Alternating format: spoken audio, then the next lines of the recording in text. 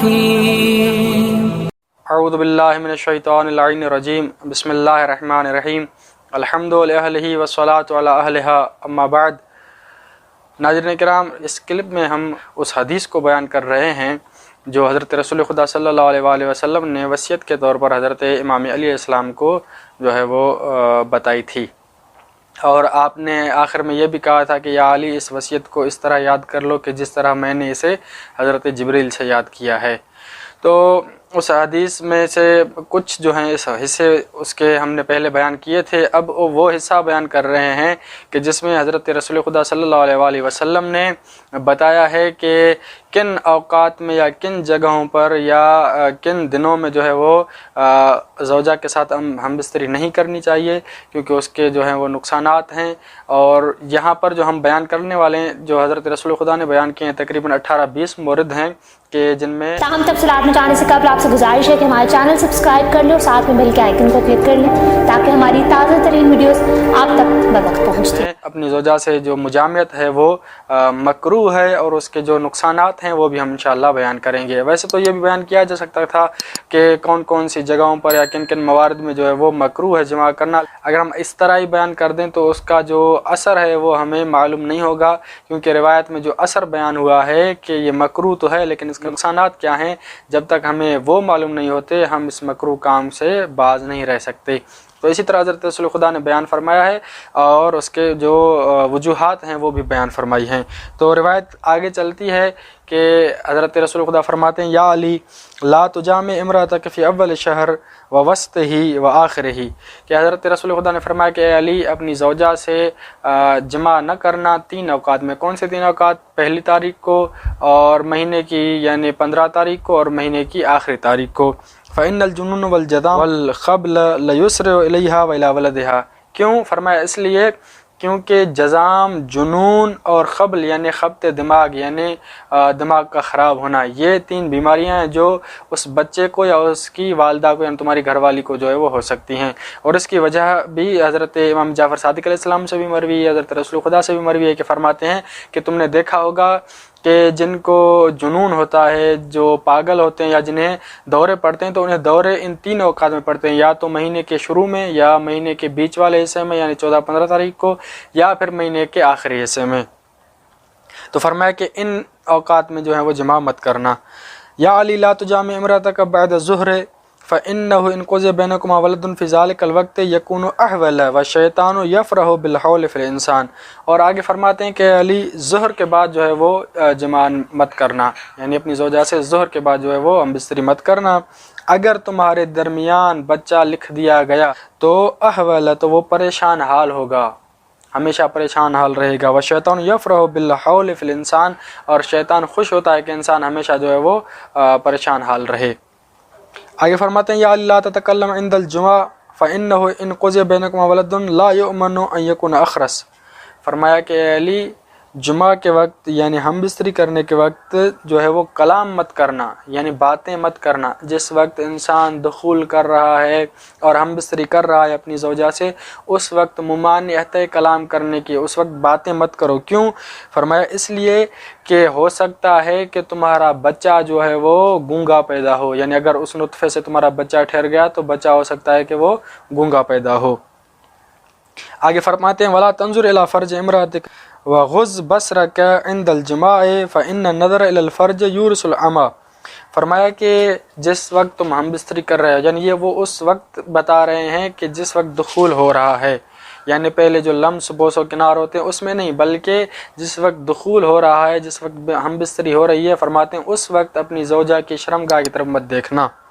اور اس وقت اپنی آنکھیں جو ہیں وہ بند رکھنا۔ کیوں؟ فرمایا فإن النظر الی الفرج یورث العمی، کیونکہ اس وقت شرمگاہ کی طرف دیکھنا بچے کے لیے اندھے ہونے کا سبب بنتا ہے، یعنی ہو سکتا ہے تمہارا بچہ جو ہے وہ اس وجہ سے اندھا پیدا ہو۔ آگے فرماتے ہیں لا تجامع امرأتک بشہوۃ امرأۃ غیرک فإنی اخشی ان قضی بینکما ولد ان یکون مخنثا مؤنثا مخبلا، فرمایا کہ اگر تمہیں کسی اور عورت کو دیکھ کر اپنی زوجہ کے ساتھ جو ہے وہ جماع کرنے کا جی چاہے تو اس وقت جماع مت کرنا۔ کیوں؟ فرمایا اس لیے کہ اگر اس وقت تمہارا بچہ ٹھہر گیا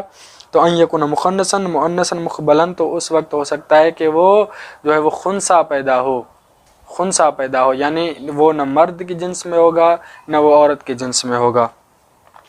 آگے فرماتے ہیں یا علی لا تجامع امرأتک الا ومعک خرقۃ ومع امرأتک خرقۃ ولا تمسحا بخرقۃ واحدۃ، اور ایک اور وصیت فرمائی کہ یا علی جب تم اپنی زوجہ سے ہم بستری کرنے لگو تو اس وقت 2 کپڑے جو ہیں وہ اپنے لیے تیار رکھو، ایک کپڑا اپنے لیے، ایک کپڑا جو ہے وہ اپنی زوجہ کے لیے، اور یعنی جب تم فارغ ہو جاؤ تو اپنی صفائی الگ الگ کپڑے سے کرو، یعنی دونوں کا ایک کپڑا نہیں ہونا چاہیے۔ ان ذلک یعقب العداوۃ بینکما ثم یؤدیکما الی فرقۃ والطلاق، فرمایا کیونکہ اگر تم ایک ہی کپڑا رکھو گے اور ایک ہی کپڑے سے تم دونوں اپنی صفائی کرو گے تو یہ چیز جو ہے وہ تمہیں طلاق اور جدائی کی طرف لے جائے گی، کیونکہ یہاں پر شہوت پر غالب آ جاتی ہے اور تمہارے درمیان میں جو ہے وہ جھگڑا ہوگا، جدائی ہوگی اور پھر طلاق ہو جائے گی۔ فرمایا یا علی لا تجامع امرأتک من قیام فإن ذلك من فعل الحمير وإن قضي بينكما ولد يكون بوالا في الفراش كالحمير البوالة في كل مكان، فرمایا کھڑے ہو کر جمع مت کرنا، کیونکہ یہ گدھوں کا فعل ہے، اور اگر اس سے بچہ پیدا ہوا تو وہ بچہ اپنے بستر پر جو ہے وہ پیشاب کرنے کا عادی ہوگا، جس طرح گدھا جو ہے وہ ہر جگہ پر پیشاب کر دیتا ہے، تمہارا بچہ بھی ہر جگہ پر پیشاب کرنے لگے گا۔ تو یہ وصیتیں بتا تو حضرت امیر المومنین کو رہے ہیں، لیکن یہ ہماری طرف اشارہ ہے اور ہمیں بتا رہے ہیں، سمجھا رہے ہیں کہ اس طرح جو ہے وہ مت کرنا۔ آگے روایت کے جملے ہیں یا علی لا تجامع امرأتک تحت شجرۃ مثمرۃ فإنہ ان قضی بینکما ولد یکون جلادا قتالا عریفا، کہ فرمایا کہ یا علی ایک ایسے درخت کے نیچے اپنی زوجہ سے ہم بستری مت کرنا جو میوے دار ہو، جو پھل دیتا ہو، فرمایا کہ اگر اس سے تمہارا بچہ پیدا ہوا تو وہ جلاد ہوگا اور وہ ظالموں کا سرگرو ہوگا، یعنی بہت زیادہ قتل کرنے والا ہوگا۔ فرمایا یا علی لا تجامع امرأتک فی وجه الشمس وتلالئها الا ان ترخى علیکما سترا، کہ فرمایا کہ یا علی دن کو سورج کے سامنے جو ہے وہ جمع مت کرنا مگر یہ کہ تمہارے اوپر ایک کپڑا ڈلا ہوا ہو، یعنی اگر کپڑا ڈال دیا جائے تو پھر جو ہے وہ کراہت دور ہو جاتی ہے، لیکن اگر تم اسی طرح دن میں جو ہے وہ سورج کی روشنی میں سورج کے سامنے جو ہے وہ جمع کرو گے تو کیا ہوگا؟ فرمایا فإن قضي بينكما ولد لا يزال في بؤس وفقر حتى يموت، تو وہ مرتے دم تک جو ہے وہ فقر اور فاقے کی زندگی گزارنے پر مجبور ہوگا اگر تم اس طرح کرو گے۔ آگے فرماتے ہیں یا علی، ہم یہ آپ کے سامنے جلدی میں گزر رہے ہیں تاکہ ویڈیو جو ہے وہ زیادہ لمبی نہ ہو جائے۔ فرماتے ہیں یا علی لا تجامع اہلک بین الاذان والاقامۃ فإنه ان قضی بینکما ولد یکون حریصا علی احراق الدماء، کہ فرمایا اے علی اذان اور اقامت کے درمیان میں جو ہے وہ جمع مت کرنا، یعنی اذان آ جائے اور اقامت یعنی ان دونوں کے درمیان میں جو ہے وہ جمع مت کرنا، اگر اس میں تمہیں بچہ پیدا ہو گیا تو وہ حریص علی احراق الدماء ہوگا، یعنی خون ریزی کی طرف راغب ہوگا، خون ریزی اسے پسند ہوگی، یا تو وہ سبب بنے گا خون ریزی کا یا خون ریزی دیکھنا اسے جو ہے وہ پسند ہوگی۔ آگے فرماتے ہیں یا علی اذا حملت امرأتک فلا تجامعها الا وانت علی وضوء، دیکھیے کس طرح سے ایک چیز کو اور باریک بینی سے حضرت رسول خدا نے فرمایا ہے کہ فرماتے ہیں کہ جب تمہاری زوجہ حاملہ ہو جائے تو اس وقت اس سے جمع مت کرنا مگر یہ کہ تم وضو کے ساتھ ہو، یعنی وضو کر کے بعد میں جو ہے وہ جمع کرنا، اگر ایسا نہ کیا اور اسی طرح ہی بغیر وضو کے جمع کیا تو کیا ہوگا؟ فرماتے ہیں فإنه إن قضي بينكما ولد يكون أعمى القلب بخيل اليد، اگر تم نے اسی طرح بغیر وضو کے جو ہے وہ جمع کیا تو تمہارا بچہ جو ہے وہ دل کا جو ہے وہ اندھا ہوگا، یعنی کور دل ہوگا، اور بخیل الید یعنی کنجوس ہوگا۔ فرماتے ہیں یا اللہ تجامع اہلک فی نصف من الشعبان فإنه ان قضی بینکما ولد یکون مشوہا ذا شعمۃ فی شعرہ ووجہہ، فرمایا کہ شعبان کے 15 تاریخ کو یا نصف شعبان کو جو وہ جمع مت کرنا اپنی زوجہ کے ساتھ، اگر تمہیں بچہ ہو گیا تو وہ بچہ جو ہے بد شکل ہوگا، بد صورت ہوگا، چہرے کے اعتبار سے، بالوں کے اعتبار سے وہ بد شکل ہوگا۔ آگے ارشاد فرماتے ہیں یا علی لا تجامع اہلک فی آخر درجۃ منہ یعنی اذا بقی یومان فإنہ ان قضی بینکما ولد کان مفدما، فرمایا کہ جب مہینہ ختم ہونے میں 2 دن باقی ہوں جسے محاق کی راتیں کہا جاتا ہے، ان راتوں میں جو ہے وہ جمع مت کرنا، کیونکہ اگر اس میں تمہیں بچہ ہو گیا تو وہ کند ذہن ہوگا، مفدم ہوگا، یعنی اسے سمجھنے میں دشواری ہوگی، وہ بات کو دیر سے سمجھے گا، کند ذہن ہوگا۔ فرمایا یا علی لا تجامع اہلک علی شہوت اختها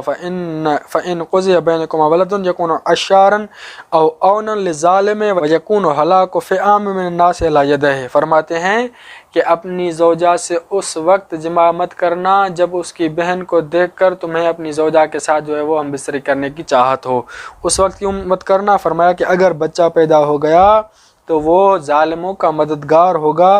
اور لوگوں کو مارنے والا ہوگا. آگے فرماتے ہیں یا اللہ تجامع اہلک علی سقوف البنیان فإنه إن قضي بينكما ولد يكون منافقا مماریا مبتدئا. کہ علی اپنی زوجہ کے ساتھ چھت پر جماع مت کرنا. چھت پر جمع کرنے کا نقصان کیا ہے؟ فرماتے ہیں اگر بچہ پیدا ہو گیا تو وہ بچہ جو ہے منافق ہوگا، ریاکار ہوگا اور بدعتی ہوگا.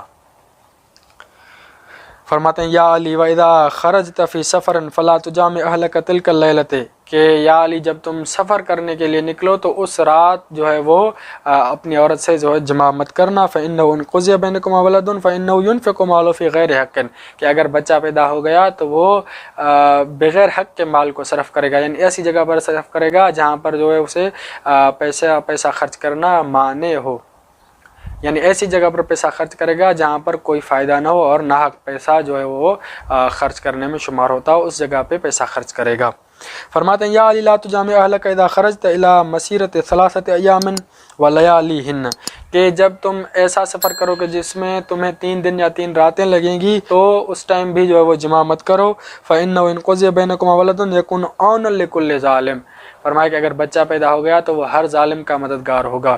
تو یہاں پر حضرت رسول خدا نے تمام مکروہات بتا دیے ہیں، اور یہ سب مکروہات اسی لیے بتائے ہیں کہ چونکہ شادی کا جو ہم نے پہلے بھی مطلب بیان کیا کہ مطلب یہ ہے کہ جو جنسی خواہش ہے انسان کی وہ حلال طریقے سے جو ہے وہ ادا ہو جائے، اور دوسرا جو نسل بڑھانے کی بات ہے تو نسل بڑھانے میں بھی اس طرح احتیاط جو ہے وہ حضرت رسول خدا نے بتائی ہے کہ ایسا نہیں ہے کہ جس طرح جانور جو ہے ایک دوسرے کے ساتھ لگ جاتے ہیں تم بھی جو ہے وہ ایک دوسرے کے ساتھ اس طرح لگ جاؤ. نہیں، بلکہ اس طرح ہم بستری کرو کہ تمہاری جو اولاد پیدا ہو نیک و صالح ہو، معاشرے کے لیے اچھی ہو، تمہارے لیے اچھی ہو، آخرت کے لیے اچھی ہو. اور اسی طرح آگے روایت میں یہ بھی جملے ہیں کہ کن کن اوقات میں جو ہے وہ تم جمع کرو گے تو تمہارے بچے جو ہیں وہ خطیب ہوں گے، عالم ہوں گے، حافظ ہوں گے. جو مستحبات بتائیں انشاءاللہ ہم اگلی ویڈیو میں وہ آپ کو بتائیں گے. والسلام علیکم ورحمۃ اللہ وبرکاتہ.